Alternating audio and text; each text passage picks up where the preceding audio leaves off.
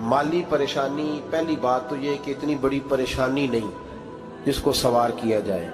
आयत पढ़ूंगा कुरान पाक की और मेरा ख्याल है कि बहुत सारी परेशानियां तो कुरान मजीद के लफ्ज़ों से दूर हो जाएंगी। सूरह हूद है, उसकी आयत नंबर 6 है, 12वें सिपारे की पहली आयत है।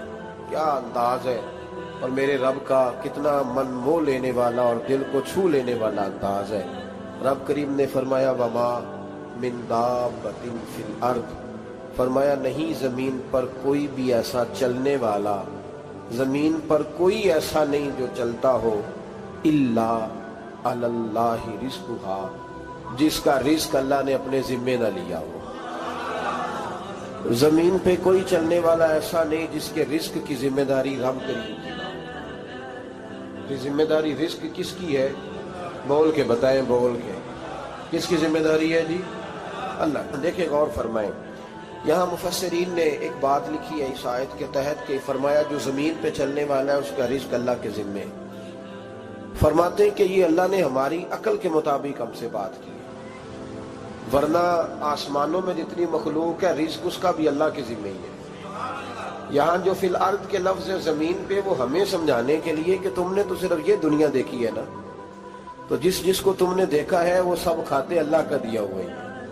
तो जो हमने देखा था रब करीम ने उसके मुताबिक हमें समझा दिया।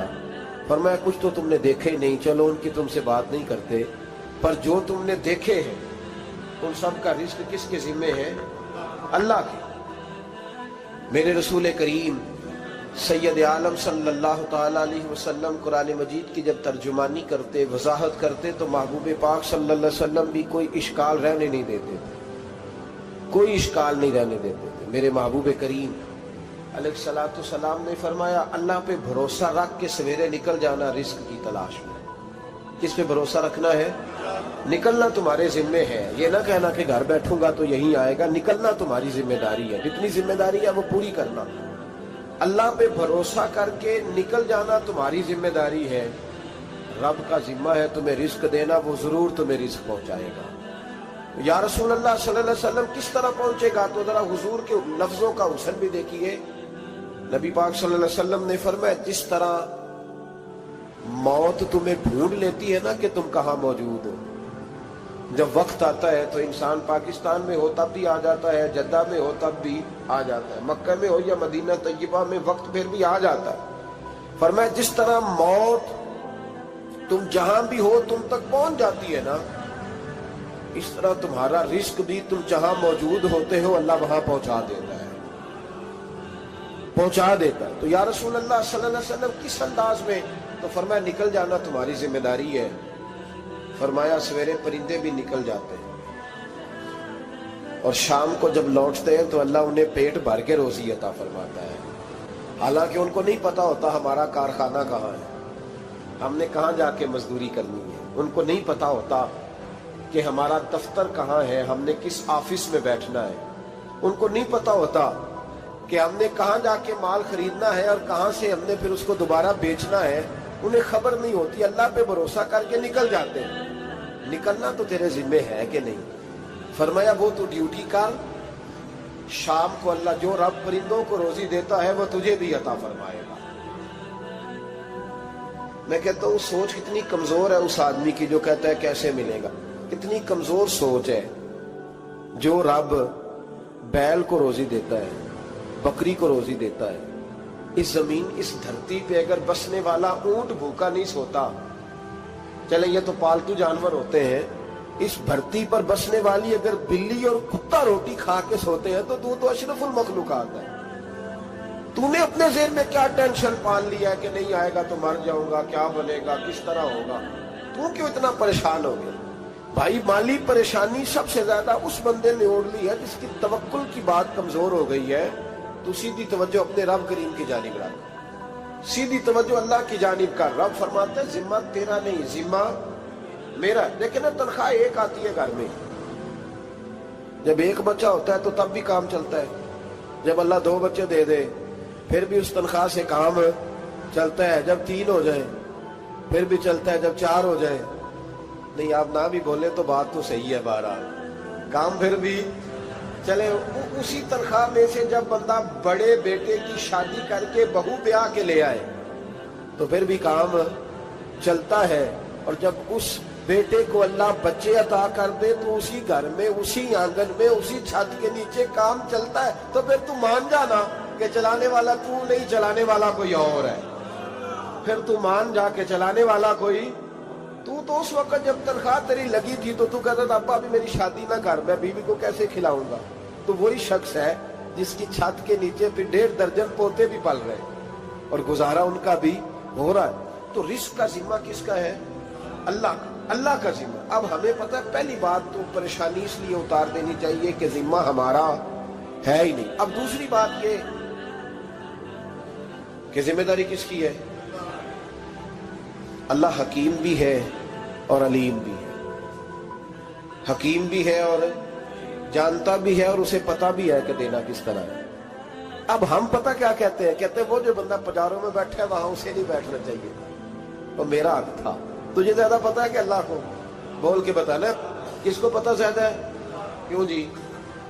تو آپ اصل ٹینشن پتہ کب لگتی ہے؟ جب بندے کہتے ہیں نہیں وہ پجاروں میری تھی، میرا حق تھا۔ وہ جب گزرتی ہے نا پاس سے مہران کے تو مہران والا ٹینشن بڑی لیتا ہے، حالانکہ اللہ کو زیادہ پتا ہے کہ وہ حق۔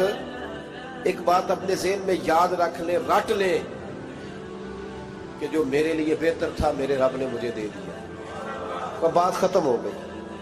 بس وصل اچھا ہے نہ فراق اچھا ہے، یار جس حال میں رکھے وہی حال اچھا ہے۔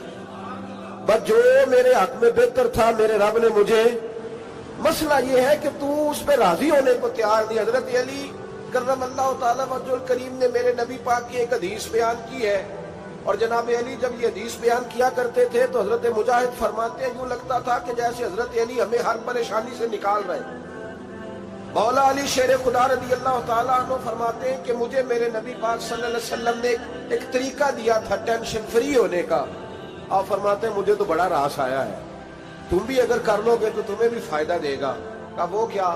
حضرت علی کہنے لگے محبوب علیہ السلام نے فرمایا تھا لوگوں تم اللہ کے دیے ہوئے تھوڑے رزق پہ راضی ہو جاؤ، وہ تمہاری تھوڑی عبادت سے تم سے راضی ہو جایا کرو۔ بس تم 2 نفل بھی پڑھو گے تو اللہ راضی ہو جائے گا، تم 1 رکوع بھی سویرے اٹھ کے پڑھو گے تو وہ راضی ہو جائے گا، وہ تمہارے 313 درود شریف سے راضی ہو جائے گا، تم اس کے دیے ہوئے تھوڑے رزق سے راضی ہو جاؤ۔ ٹینشن اس لیے ہوتی ہے کہ ہم راضی نہیں جو اس نے ہمیں دیا ہے۔ وہ حل میں مزید کی جو دوڑ ہے نا، حل میں مزید کی، بے قدرہ کچھ قدر نہ جاتی، کیتی خوب تسلی ہو، دنیا دار پجاری زردے، کتیاں دے گل ٹلی ہو، بک بک روشن اکھیاں تکیو ویک حویلی کلی ہو، تے کوچ نصیر اساں جد کیتی پہ جانی تھر تھلی ہو۔ تو یاد رکھیں یہ جو ہے نا مصیبت کے مال آ کیوں نہیں رہا، وہ سامنے والا پلاٹ میرے گھر کے سامنے ہے گھر کے سامنے، پر رجسٹری میرے نام کیوں نہیں؟ یہ مصیبت سانس نہیں لینے دیتی۔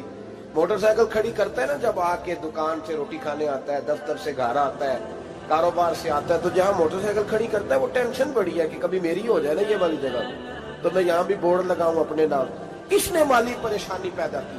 تو جس حال میں ہے، کیونکہ تو نے اپنا یہ حال خود نہیں بنایا، جس نے بنایا ہے وہ بڑا بہتر جانتا تھا کہ تو اسی حال میں اسے اچھا لگتا ہے۔ تو اسے اسی حال میں، ایک بزرگ تھے تو ان کی طبیعت بڑی علیل ہو گئی، بیمار ہو گئے، تو اللہ نے آزمائش دی تو کیڑے پڑ گئے وجود میں۔ ایک کیڑا یہاں سے کھا رہا تھا، اللہ والے بڑے راضی رہتے ہیں اس کی رضا پہ، تو کیڑا یہاں کھا رہا تھا تو نیچے گر گیا، تو بابا جی نے اٹھا کے پھر وہاں رکھ لیا، کہنے لگے جب اس نے تیری ڈیوٹی مجھے کھانے کی لگائی ہے تو میں اس بات پہ راضی ہوں تو نیچے کیوں گرتا ہے؟ بس ٹھیک ہے کھا، جب اس نے تجھے ڈیوٹی جو تیری لگائی۔ سالبہ بن عبد الرحمن ایک صحابی تھے، سالبہ غالباً نبی پاک صلی اللہ علیہ وسلم کی خدمت میں آئے، کہنے لگے یا رسول اللہ صلی اللہ علیہ وسلم غربت بڑی ہے، میرے لیے دعا کریں اللہ زیادہ مال دے۔ تو محبوب صلی اللہ علیہ وسلم نے فرمایا تو جس حال میں اچھا ہے وہ تیرے لیے بہتر ہے، اس میں تو ہے وہی حال تیرے لیے۔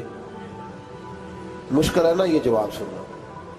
کہتے پیر صاحب فلان جگہ سے تویز آیا، وہاں تو وارے نے آرے ہو گئے، تو آپ کے ہاں؟ تو میں کہتا ہوں یہ تویز دینے والا اگر تویز دے کے امیر بناتا ہے تو پہلے خود کیوں نہیں بنتا؟ یہ خود تو 150 کا طویز بیچ رہا ہے، اپنی بیچارے کی حالت یہ ہے. اگر اتنا ہی طویز اس کا چلتا ہوتا تو پہلے 5 جو پجاروں اس کے دروازے پہ کھڑی ہو. عجیب چکر ہے اور عجیب جگہ لوگ الجھ گئے، سمجھتے ہی نہیں بات کو. یا رسول اللہ صلی اللہ علیہ وسلم دعا کر دے تو محبوب نے کیا فرمایا؟ فرمایا تو جس حال میں ہے نا وہ حال تیرے لیے بہتر ہے، اسی میں رہ. کہ نہیں حضور دعا کرے. فرمایا سال بعد تو باز آ جا. حضور دعا کرے. فرمایا تو باز آ جا. 2-3 دفعہ کا ضد کی. محبوب نے فرمایا جا پھر اللہ تجھے زیادہ پیسے دے گا. چند بکریاں خریدی، اتنی برکت ہوئی کہ بکریوں کے ریوڑ بن گئے.